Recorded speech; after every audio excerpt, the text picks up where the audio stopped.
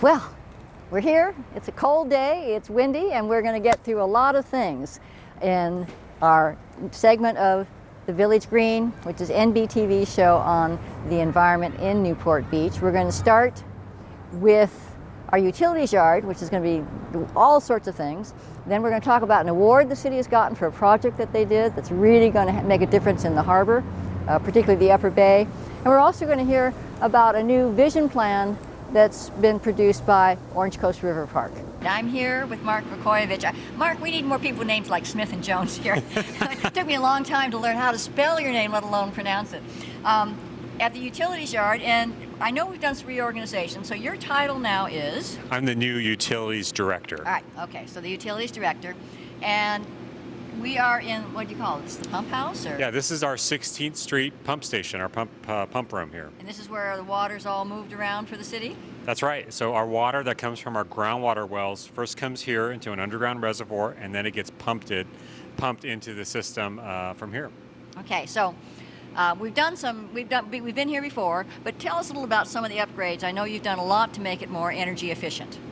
Great, it's a great question, and what we've done is really try to optimize our electricity usage, right? Use pumping at the right time periods, but the most important thing that we've done here is change out these motors and pumps so they're the most efficient ones and they use the least amount of electricity.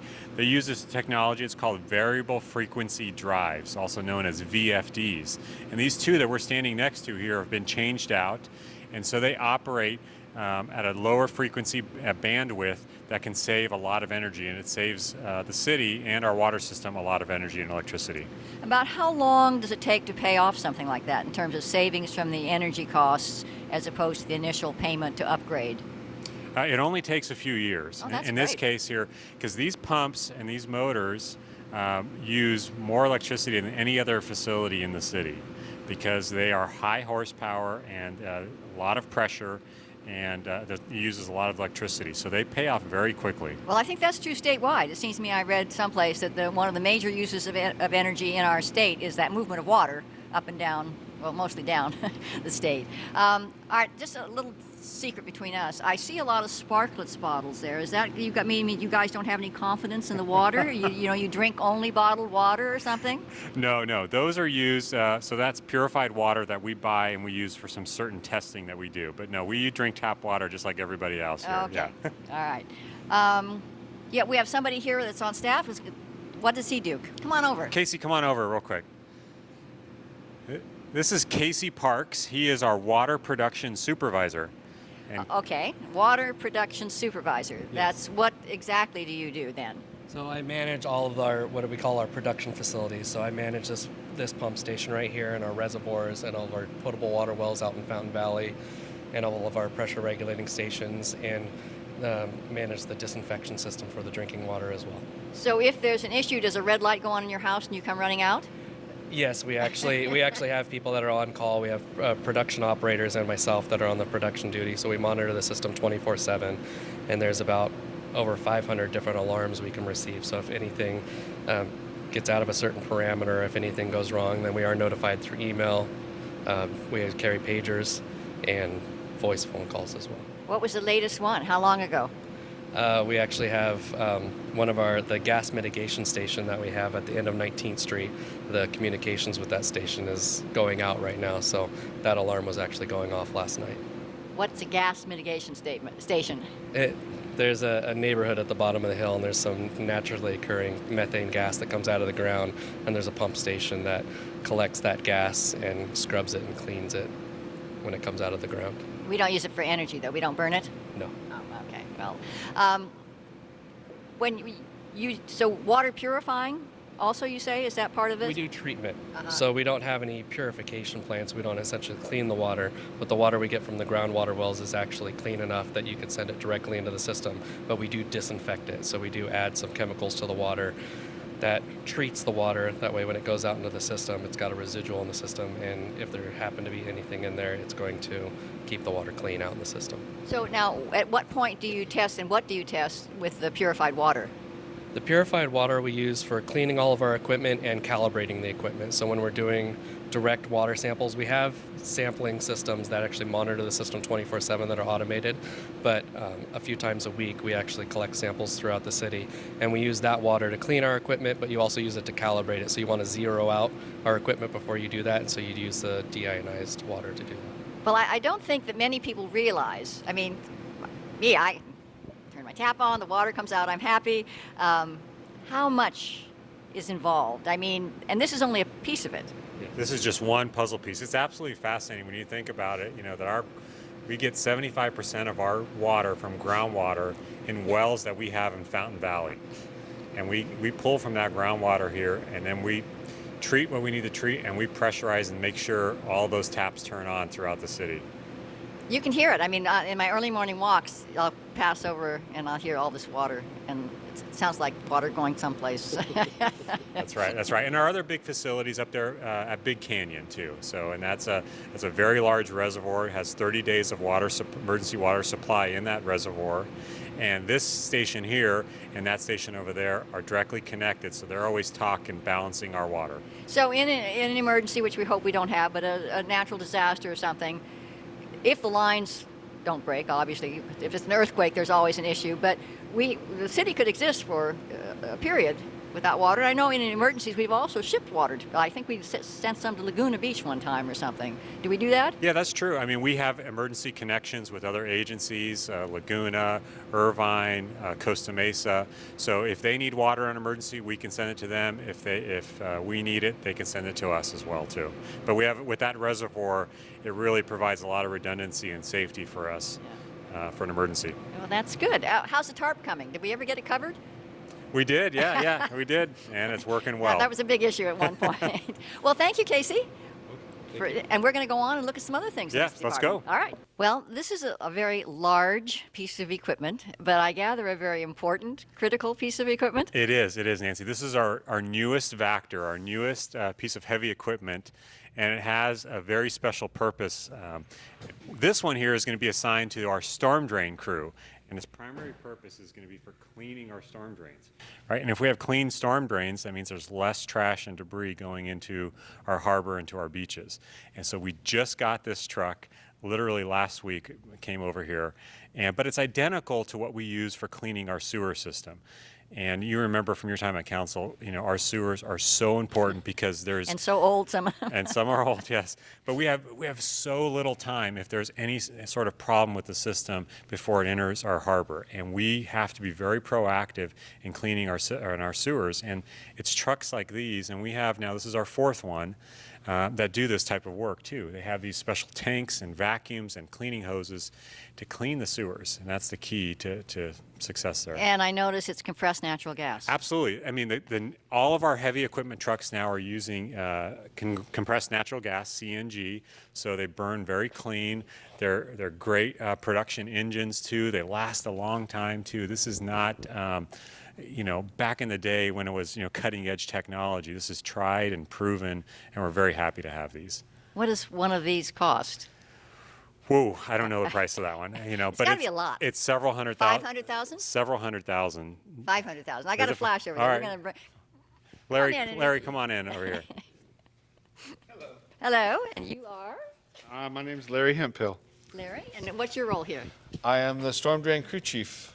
Okay, so I understand we have a regular schedule for cleaning out storm drains? Yes, every year we clean all of our storm drains, and then throughout the year we also have hot spots that we clean several times. We have to clean them out several times. I mean, I think that's really impressive when you think of it. We got a lot of storm drains, and we get through them at least once a year. I mean, that's talking about a commitment to clean water and everything. Absolutely. That is and really our catch basins. Larry, what's our number of catch basins we have? We're up to 3,500 roughly. Spot locations of catch basins and inlets that get checked and cleaned annually. And the other thing that we've installed over the years are these basically trash capture devices. We call them CDS units. And they're basically these big, huge pools underground that capture trash. And we have to clean those out quarterly, depending on how much trash they capture. But they capture a lot of trash before it goes down the drain. and Larry and his crew and his contractors, because it takes a team effort. It's not only the city's workforce, but it's contract resources and management, that go out there to do these things. Yep. So we have somebody else we can talk to, you said? Phil, come on over. Oh, I have to practically drag these people in. You look in the background of a athletic event, and everybody's going, "Hi, Mom," and then I have to drag these guys in to even talk to me. And you are? My name is Phil Marchand. And what do you do? I'm an equipment operator on the storm drain crew. So you drive this, and then tell me, give us an image of how it works. So you get to a storm drain, and what happens? Depends on what the problem is. If it's impacted with Let's talk about just a normal cleanup. So it's just as you're doing your annual cleaning, what happens then? we would use the tube to suck out the debris and use the water to wash out the debris and suck it into the tube and into the tank. And then what happens to it after it goes in the tank? Does it just go poof and disappears? We would go to the main yard, corporate yard, and we would drain off the liquid and then dump the solid in the dump bin. In the dump bin. You know, All right. Nancy, one of the other things that they do, a lot of folks see this, is every spring we install screens along Right. the catch basins too.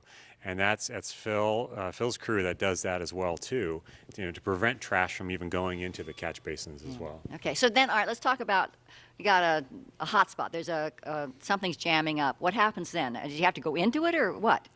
This truck can do that. It has a rotor, and you can use the hose and high pressure nozzles to go inside the line, and most times you can take care of the blockage that way. Okay. Do you want to see the hose real quick? Oh, yeah, here? yeah.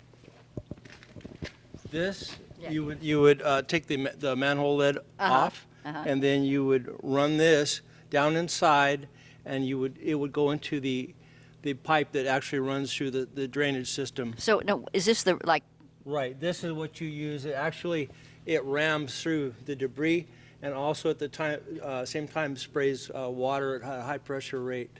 okay, so this is, it's going out. This is Well, you the can one. make it goes in and goes out. You can push the debris and you can pull back. Push, With the same pull thing? back. What I'm saying is that this isn't sucking anything in. No. This behind you, when we hook one of the tubes on. Okay, this so is that's where it comes the in. intake, This is right. all bad. So this is just, because this hose is, I was looking, it wasn't very wide. I was thinking, it can't, so that's just going Right, exactly, water and yes. stuff. Okay. Yeah, these are the modern day ones where we actually vacuum while we're jetting as well too. So, a lot of trucks, would have just where they just jet, where they just blow through the debris. But this one we vacuum up all the debris as well. That's pretty neat. All in one, yeah. I mean, this is just, I don't think, I know. I mean, we like our clean streets, we like our clean beaches, and we really don't think about all of the, not just the equipment, but all of the people hours that go into it, of just keeping our city as pristine as it is. Absolutely. And the key thing too is for emergency response, right? Because we have emergencies and we need to be there. We need to have the right tools, and we can get there very quickly because we're here, in town. We always have somebody that's on call, has a pager, and if there's an emergency in the middle of the night, we're rolling, bringing a truck out there to handle it right away. So, I mean, we just had a big rain. We had a lot of rain come very fast, which is always a problem for anybody, any city. But was this truck in action during that? Well, not this one, but the other three that we have were. All of them were out on the street for various things, for rain, for also some of the other emergencies we had with our water system. We also had a sewer system, emergency in the last few weeks, and they were all out there working. And the next thing I want to show you is one of our newest pumps as well too, that kind of pumps when we do have high rains and high tides. Great. Thank you, guys. All right, so here I am. I'm about to drive off and clean out a storm drain. I'm going to do it by myself because I'm very confident in my abilities. I'd be afraid to even move this truck about 3 feet. It's so big. But it's very nice inside. Looks like a little computer screen. Does that show you what's going on inside?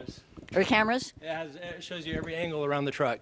But does it also show you, do you have like a camera that goes inside the storm drain or anything? No, but there is a front camera that shows you the point of entry of the hose. So this isn't part of the thing. I know we have something where we take pictures of our sewage. Yeah, that's a separate truck that we Okay. have where we have to send a kind of a robotic camera with 4 wheels on it and send that down into any pipe or system. We have that separately. Okay. Well, Yeah. all right, guys, I'm off. I'm getting down before See you later. anything happens. Here, take the microphone before I fall out. Well, another odd-looking piece of equipment. Yes, yes. This is called our bumblebee here. You know, Okay, rightfully so for the color. Yeah, but this is one of our larger portable pumps. So when we have high tides, Nancy, which you remember too, and the community knows well about too, we have to close 89 of our tide valves. And you do that manually, is that right? Well, some are manual, some are automatic. Oh, I didn't know we had any automatic We ones. have some automatic ones as well too. But even the automatic ones, they need the personal touch because there could be a branch that gets stuck in there, a palm frond. Last 2 weeks ago, I was pulling out, not me, but my staff. I watched them pull out a small cover for a little moped. It was a moped cover that blew off, went into the drain, and plugged up the drain on Balboa Island. But anyway, so once we close the valves, we have to then set up a whole set of pumps in all these neighborhoods. We have about 35 locations, 35 pumps that we go out there and set up these pumps in the middle of the night. Often it's early morning hours because rain is coming and we have the valves closed. And so the street doesn't flood. We have these pumps in operation. And so it just, it pumps the water So literally over the we're curb into the bay or something? Exactly. We're taking it from the gutter or if there's a box right there, and then we just pump it right back into the bay. And we have all different shapes and sizes, bigger ones. Here's a smaller one that we have in the truck as well too. And it's really important, years ago, our primary business was putting out flooded barricade signs. Today, we've been really proactive, and putting out and trying to pump these locations. Now, if we don't have a high tide and it rains, the system works just fine. It's just fine. But when we have the tides and we have to close the valves, that's when we need to bring in these resources. So you have Balboa Island, parts of the peninsula? It's mainly Balboa Island and the peninsula. So they've got it down. It's kind of orchestrated where to go. We know where the pressure points are, and everybody from all the departments, public works, utilities, even recreation staff will come sign up and come out to one of these middle of the night shifts to do the pumping. Really? Yes, yeah, absolutely. Because it happens often. Yeah. It does. When we have the tides, and we've had a lot of rain this year, we're well above seasonal average for rain, so that's been great for our water supply situation because most of that's trying to be captured up north. But it's produced a lot of challenges and a lot of extra work for the storm drain crews. So to get sort of onto an angle from that, sea level rise, I know that staff likes to try to think long term, although it's hard because you have so many things right on your desk to deal with today that it's to think 10 years down the road or something, or 20 years or 50 years, you don't have a lot of time for that, but I know you guys try. So how do you see that if we keep getting a bit of a rise, are we going to have to redo those gates, those tidal gates, or are they going to hold up and then we'll come up just with more pumping, or how do you foresee that? Well, I think it's going to be a combination of a lot of things. I mean, all of those gates and valves in the harsh environment, they only can last so long too. They all need to be replaced every 20 or 30 years. Every year we replace about 4 or 5 of them anyway. It's going to be more pumping, it's going to be more walls, but there's probably other things. The approach for sea level rise on the beach is going to be different than in the harbor. Absolutely, yes. And the approach in the harbor has just been, let's take it incrementally, let's be smart about our investments and our decisions there. I think that the interesting thing to me was going through the side. When I first brought up sea level rise, I was only thinking of the ocean and the beaches because that's my real interest. I've always said, hey, the harbor's easy, it's just expensive. But what struck me as we started talking about raising the seawalls on Balboa Island was that at a certain point, we were told, well, you have to start raising a bunch of other things, too. I mean, it's not just a matter of the seawall, that at a certain point, the streets, the drainage system, everything gets impacted, I guess. Yeah, absolutely, and that's why you see our community development department looking at, floor elevations and raising those. We're looking at that from a street standpoint, because when you do have high tides, right, the tide is higher, that water is that much higher, it's pressurizing the water below. And a lot of times it's coming out of the cracks and crevices of the streets and the sidewalks and things like that too. So we really have to do a lot of smart planning. Ultimately the seawall around Balboa Island, a lot of these seawalls are going to be replaced, and that's what we plan, and the city's doing a good job, I think, of saving for that as we go. Yeah. Well, good. So, all right, the bumblebee. The bumblebee and our other little pump in the back of the truck here too. So this one, can you see this all right, Ed? So this one is where you would use it in a real small area or something? Yeah. So this one we'd load up into a regular pickup truck and back it into a little street outlet, and have it there and turn it on, just a little 3-inch pump, and pump out the area. It can keep up with most rainstorms, but it's small, right? And a lot of these pumps, like this yellow one too, they're called dry prime, so they can run even empty. Where a lot of old-fashioned pumps, they actually needed water to That's start right, the don't you? I suction. remember that you had the old days. You Yeah, you have to prime it. and you got yeah. that horrible water in your Yeah, mouth. exactly. So, all right, good. All right, right. you were going to show us one more thing. I One think, more to start thing. Let's with. go look All at right. some streetlights. We're going to be talking about how we're upgrading our electric system, and I'm taking it these are all the things that we are replacing, perhaps. Yeah, oh yeah. This is all this stuff goes towards is recycled, and they take all the copper and the parts out of there and recycle it.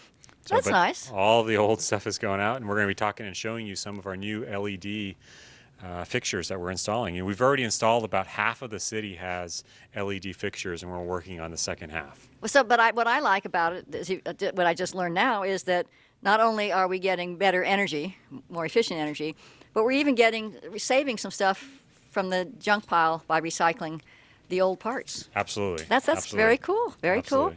cool. And the wires too. All of that stuff just goes and gets all the recycled. stuff we read about people stealing. Yeah. we get it. All right. Well, let's look at some of the new stuff. Nancy, I want to introduce you to our electrician supervisor, Dave Ichikawa. Come on in, Dave. Hello, Nancy. How are you doing I'm today? fine, thank you. It's nice to meet you. Well, Dave, can you show us a Yes. couple of these things here too? You got something in your hand? Do you want to show us this? Actually, what I have in my hand here is part of our LED retrofitting that we're doing for the city. And this is a lamp that goes in all our post-top units. So let me just go ahead and pull that out so you can have a look at it. And this is like what we're typically doing now. So everything you see out there that's a post-top type of luminaire will have this type of an LED. And that's mainly like on Balboa Island and The peninsula, yeah. You mean Reno Island. when you say post-top, something that comes up and has something on the top of it like that? Correct. Instead of a... Correct, yes. And then, so we have also over here, this is actually what this will go inside. This is the globe that we're using now Oh, for great. our post-ops. So it's- we're replacing a bunch of these on the peninsula right now. Is that right? That is correct. And this is the frosted VCL type of frosted lens. So anyway. So this is not glass. How does it last in comparison to glass? Or don't you know yet? We don't, we told a very long time. Of course. But yeah, they're supposed to be much more durable to things hitting it, like that's vandalism and things Yeah. like that. So. Okay. All right. And so on our roadways, you probably have noticed this. This is the LED Cobra heads that we've been putting. This is a smaller unit. These come in different sizes, but anyway, this is what you would see on all the roadways. Uh-huh. So anyway, this type of a unit actually has multiple settings on here, so you would only need like very few different, sizing. So you have, on here you have like 5 different settings. How many So watts is it using, Dave? Does that mean 35 for 35 watts?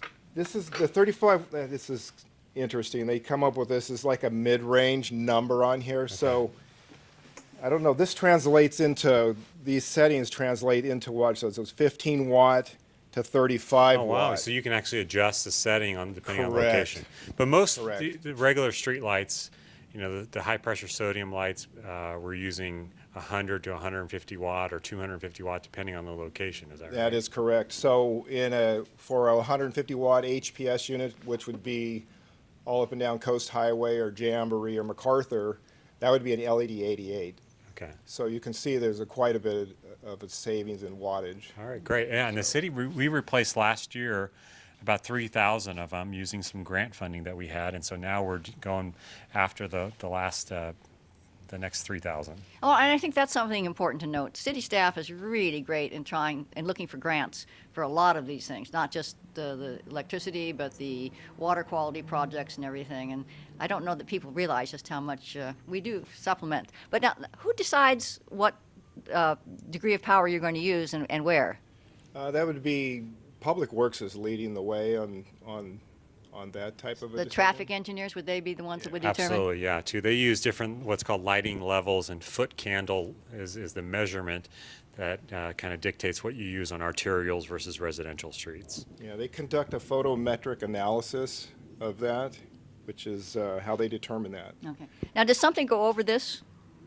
Or is it just, is There- it just exactly no, what this shows? This is exactly what you see. There are shields that like if there's a home or something, that, the resident starts, they complain about the light being too great, then we can put a shield on there. But otherwise, you don't worry about having something over here. No, this is how it is. One thing I Not wanted very to- pretty. No, I know. Yeah, that's how I feel. But, I guess we can't have everything. But We do have other, there are other light fixtures that are more attractive than this. We could look at some of those too, but just wanted to let you know, out of the 7,000 plus street lights, we're down, we've LED retrofitted over 6,000 of them, so we're down to our last 1,000 of them, and they're all post ops. So all the Cobra heads have been done, and it's just the post ops. Wow. About 1,000. is one kind easier to install than the other? No, they're about the same. They're about the same time. And does staff do that, or do we have to have contractors come in? We have contractors that help us with that too. So we did a big project in Public Works 2 years ago to do the big bulk of them, and now we have contractors help us. But we also have crews that do change outs, city crews that change them out as well too. Okay. Well, that's interesting. I appreciate. I didn't know what they looked like when they look different from up above when you're just seeing them at night with the lights. But I'm looking really closely now. Yes, yeah, you will. You will. Okay, I know.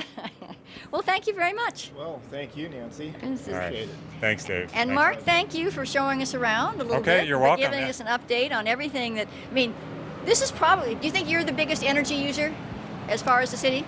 Yes, yeah, we are, and that's because of the water system. Right. Yes. And so, it's nice to know that the most profligate department is also working the hardest to be as careful as they can be about energy spendings. Yes, absolutely. Yeah, That's good. yeah. That's good to know. Yes. Thank you. Okay, thank you, Nancy. All right. Thanks for having me. A while ago, I can't remember how many programs ago, we went out to Big Canyon and looked at some work being done, and I know a lot of work has been done there, and I'm with Bob Stein, who has been in charge of a lot of that and been very involved in the design and the execution. So something special happened. So tell us about the special happening, and then we'll talk a bit more about the project that's done and then what's coming up. Great, so thank you. The Big Canyon Phase 1 project was one of the most fun projects I've ever constructed. And it's also been a very successful project. We, as you know, it's a water quality improvement project, and we were looking at reducing concentrations of selenium. And so the project already has reduced 67% of the concentration of selenium in the water column, but even more importantly, it's reduced the concentrations found in bird tissue and in fish tissue by 40%. Now, just before you go, I was under the impression that we were not seeing issues with the birds and everything, but apparently there was a certain percentage of selenium that was unhealthy. Correct. So we're not seeing any symptoms of reproduction problems or other kinds of things in the fish or in the birds. However, the concentrations within the tissue are suspected to be potentially harmful. So the standard is very low. So even though we've not reached the standard yet, this was a big step forward. And so, and then in terms of the progress, we're making a good success on that project. And we're happy to say that the project has been recognized nationally. The American Council of Engineering Companies awarded us this National Recognition Award, which we're very proud of. And Absolutely. It sits on my desk. This is the 2018 gala event in Washington, D.C. So, City of Newport Beach for the project Big Canyon Restoration and Water Quality Improvement. National recognition. That's very cool. it is, and it's such a cool award that the consultants wouldn't give up their award, so I had to buy my own. So it's on my desk. So now, as far as that project, so it was, I know from the city's perspective, a huge goal was water quality because we were Yeah. concerned about selenium. But it's a multi-benefit project. I think there were recreational improvements added and that sort of thing. That's correct. And this project was successful. It actually shows that we had a successful collaboration with city staff, with the Water Quality Tidelands Committee, which you've chaired at the time that we initiated this project, also with the regulatory agencies, the Coastal Commission and the Regulatory Regional Water Quality Control Board were very instrumental in helping this project move forward at a sustained pace. And also, most importantly, the funding sources, these agencies also came up to help support this project. So it's a successful project showing how when everyone teams together, we can actually make water quality improvements and not get bogged down in the bureaucratic paperwork that sometimes typifies water quality efforts.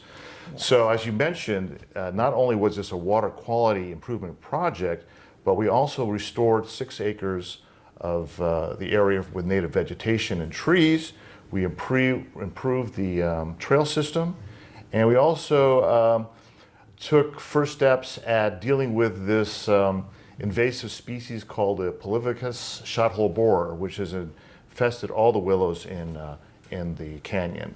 So it was a very successful and fun project. I made some notes here. There was something else that we worked on that was also, so the restoration has been so successful that in some cases the cattails have become overproductive. So we've actually had to go back and remove those to give the other species a chance to come back. So we're very happy with the growth. So far we've had pushy cattails. We've never had any complaints from any of the residents saying they don't like the greenery or see the greenery. So well, so now then there's a phase 2, and then this part didn't tackle the Brazilian pepper tree forest.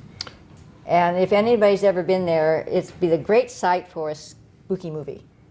I mean, it's just, you go inside and it's like it's this dead zone sort of, but very dark and all these twisted forms from the trees. And there's no understory, and there's no wildlife there. So as you say, it may look good from 40,000 feet, but when you actually get into the forest, it's a little too gloomy. And they are very invasive, those trees. They just take over everything. Yeah, they're very invasive. So the phase 2 project that's envisioned will remove about 6 acres of these Brazilian pepper trees. And how much do you think is that? Half? A third? That's about 2/3 of the area, the phase 2 area. There are some salt marsh areas that are still native that we're going to protect. And then we'll remove those Brazilian peppers and replant with native vegetation and native trees like elms, sycamores, cottonwoods. And we'll also replant willows. So we've got the funding for that? So we have 2 grants pending now, one with Fish and Wildlife and one with the Ocean Protection Council. And so we're hopeful that we'll get some good news within the next couple months. If we do get the grant awards, we can move this fall with the construction of the project. All right. Well, that whole area has been a major target. It's nice to see things moving. Sometimes it seems sort of slow. Now, where the wetlands are, is there any sort of mosquito issue? I mean, has that been a concern down there in that area? So there is going to be a phase 3 project, and that's in the freshwater lake adjacent to Back Bay Drive. And that is actually the #1 mosquito breeding area in the county. So that is already, we're already doing a feasibility study on that now. And so as soon as phase 2 is constructed, then we'll apply for grant funding for the design and construction of phase 3. So that could potentially kick off construction in 2021. Will any of this, I know during rain, so much of the Back Bay Drive is closed. And this oftentimes just from flooding. Sometimes it's from earth slides, but oftentimes flooding. Will any of this help in that respect? Well, that's a great point, because in the phase 3 area adjacent to Back Bay Drive, you have that failed pavilion, right? So what we want to do is reconstruct that structure and also look at reconstructing some of the walkways through there. Now, upstream and downstream of Big Canyon, we also have these mudslides, etc. So that's a longer range plan that the city will have to address. The Newport Bay Conservancy, are they participating in any way? No, thank you for mentioning that. So they are the lead on the phase 2 project. They actually received the funding for the design and have applied for the grants. The city is supporting them. And the plan envisions that when we have the construction funding, they will give the funding to the city.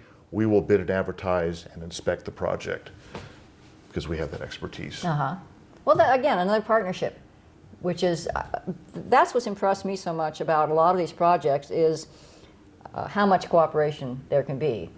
There can also be, I'm thinking of a certain example, and a certain agency that you're nothing but a hurdle. We won't say who they are.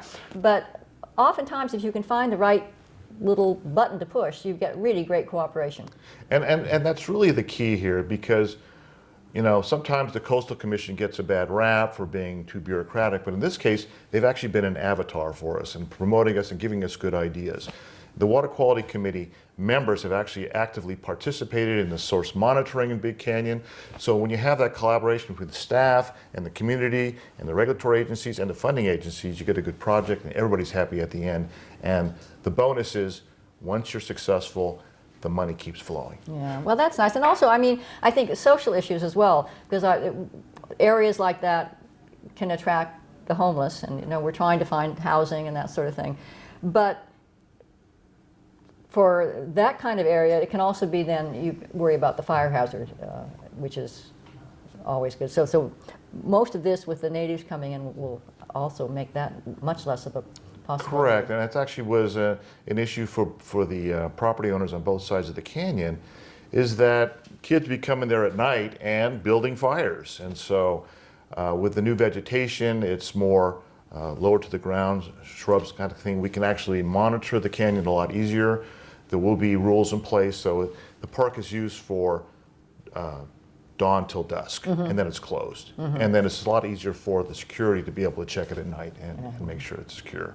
So we feel it's a win-win, and we really, you know, it's really gratifying when all the pieces come together. And we just think this momentum will continue to roll on, not just to complete Big Canyon, but perhaps looking at a park across the way at Santa Isabel yeah, Channel. that would be That's neat. another well-used area by residents, and we want to start looking at that. In fact, we're already looking at grants for that. Well, it's nice because this was an area that was sort of like, you know, and then now it's going to be, it's a benefit to the nearby residents, it's a benefit to all the residents because they can walk in it, they can bike in it, as well as just admire the things. I wonder if we're going to get a lot of wildflowers. Do you think we'll get a bunch of wildflowers this year? No, you should go out there this spring. We're going to have thousands and thousands of flowers Yeah, out there. that'll be neat. Did we actually plant for that? Yeah, Great. Can't wait. You don't have to drive all the way out to, what? Joshua Tree. Joshua Tree. All right, well, thank you, Bob. Well, thank you. All right. Appreciate the time. Yeah, good. We've talked about Orange Coast River Park on this program before, but we're going to talk about it, some real progress that's been made by the group which calls itself Orange Coast River Park Conservancy. And I'm with the president, Bob Wilson. And so for the people who can't remember or don't know yet, tell us a little bit about the area of Orange Coast River Park and the concept behind it.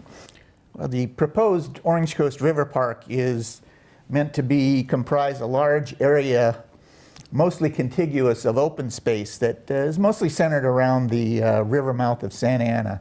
This includes the areas of Huntington Beach wetlands, some of the state beaches, Fairview Park, Talbot Regional Park, Sunset Ridge and View Parks. And when it's finally decided what the open space in Banning Ranch will be, it would comprise that as well. So that area is well over 1,000 acres, and that's what we consider the Orange Coast River Park boundaries, basically. And then you annex the coast. And the coast up to, what is it? Buck Gully up is part of Orange Coast actually, River Crystal Park. Cove. Crystal Cove, I'm sorry.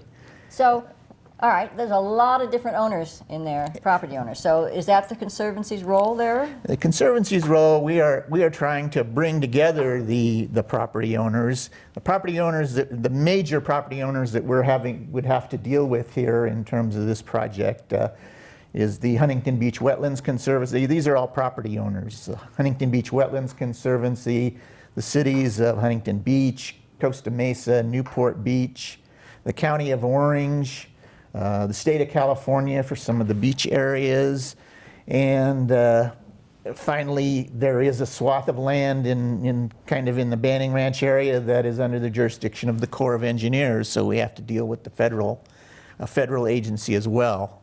So one of our tasks in bringing this about is trying to bring some coordination amongst all of those agencies and treating this as an integrated open space area as opposed to each individual separate space. All right, and you've taken a big step towards that recently. Yeah, well, our goal, as I've said, is to unite the owners and other stakeholders in a cooperative effort to turn these separate areas of open space into an integrated park offering, the Orange Coast River Park. And offering, because it offers different habitats, educational, recreational opportunities. There is a wide variety of things that can be done in this area. As I said, it's over 1,000 acres, so you have a lot of opportunities for shared kinds of services, habitats, and all that.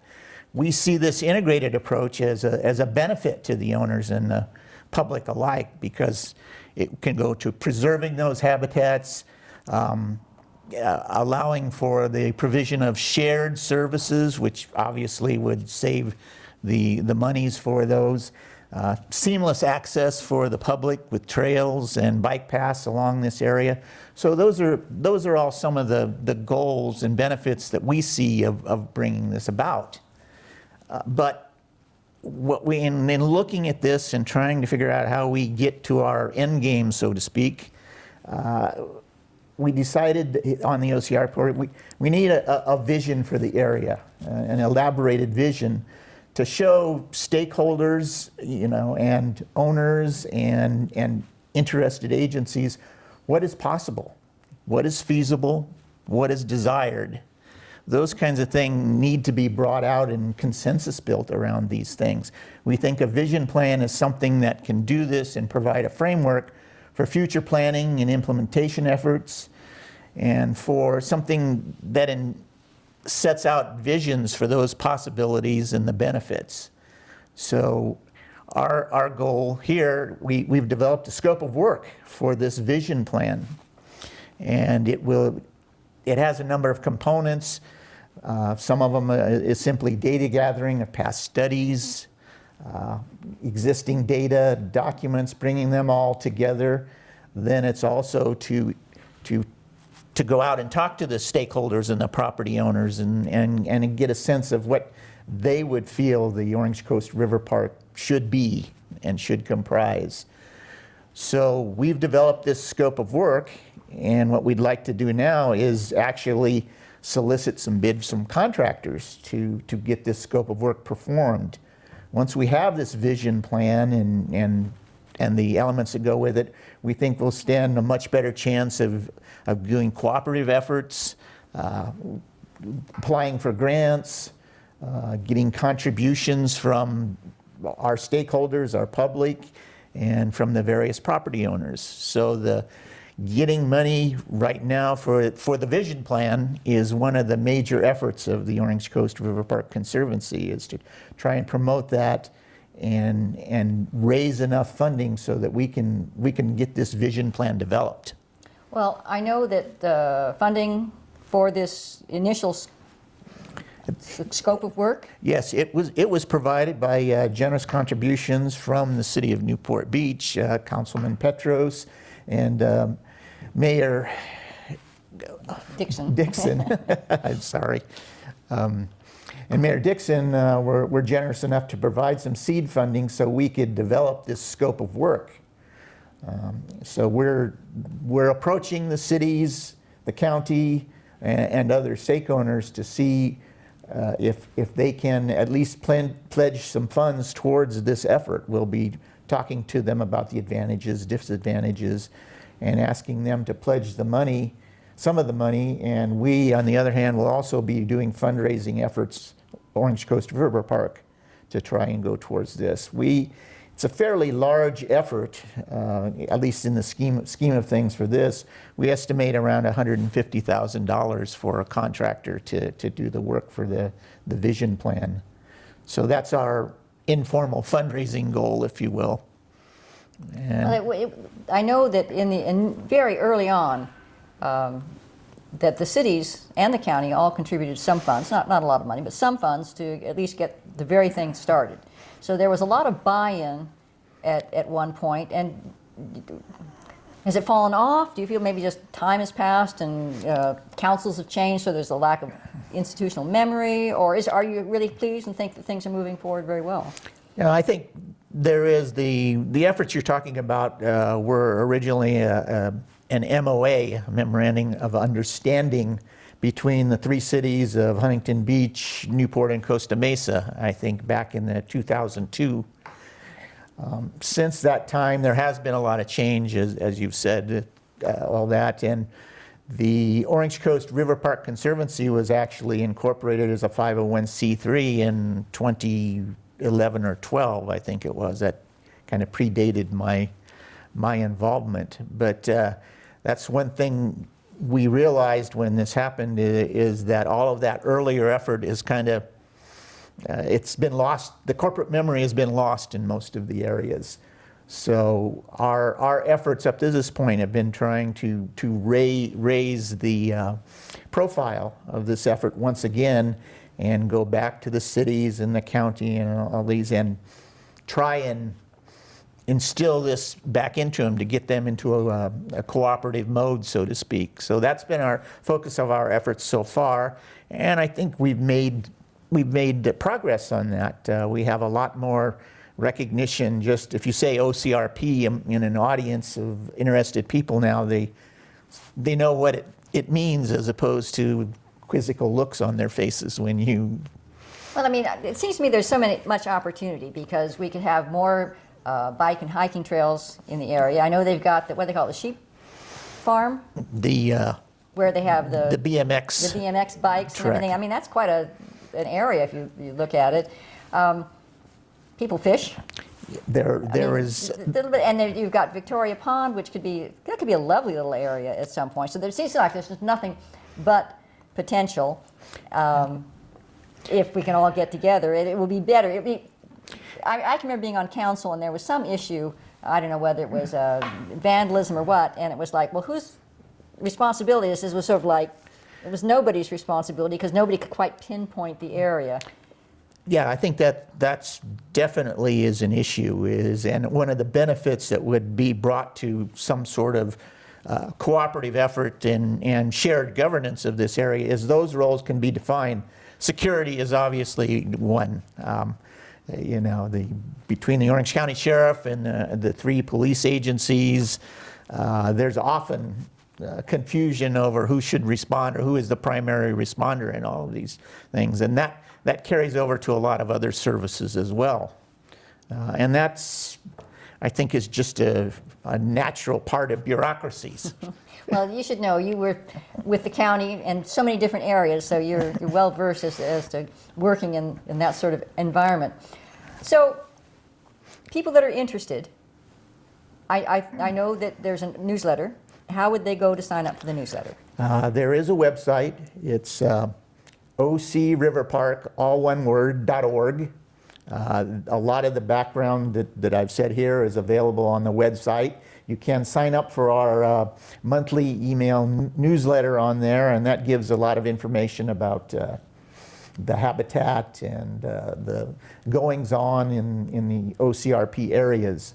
Now, what I like about it is the spotlight. It'll spotlight a plant or a bird or something in there, which is really interesting because I think, oh, I know this area pretty well, but I learn something when I see it. Yes, our board is a very eclectic group, and there's a lot of interest in the birds and the habitat and the goings-on there, and our email editor is very good at putting those kinds of things in the newsletter, so that information is always there, and I think that's one of the big attractions to some people of that, is they get that kind of information. So we're trying to keep that as a main focus of the newsletter as well, is to provide that kind of information. So just to clarify, so there's no interest in, nobody's trying to buy anything from anybody else. People would, the city or the county or the agency would still own and presumably manage, but there would be, try to coordinate, that the Conservancy is working to coordinate some of these efforts so you have better, if I'm doing a plan here, I'm building a trail here, let's have the trails meet, or something like that. Yes, the coordination, OCRP is one of OCRP Conservancy's main activities, is to know what's going on in the various owners and stakeholders, and where we can bring them together, tell them what's going on if they're not aware of it, and encourage them to work together. One of the underlying tenets of the OCRP Conservancy is that we're not into ownership or anything else. The areas would remain under the purview of the owners, and we have no problem with that. We're encouraging them all to work together. We've told all of them that our tenet basically is, we're not here to dictate land use to you. If you have a use that you put into your area that is legal and was approved with transparency and all of those, that, you know, those kinds of things, that's their purview, and we wouldn't oppose anything like that. But you might help them if they were working on something. You say, we can be your partner as far as getting grants and that sort of thing. Yes, the idea, again, that's one of the ideas behind the vision plan, is that will help us coordinate efforts and everybody's efforts in getting grants for various things within the park. So that's where our coordinating role, I think, is.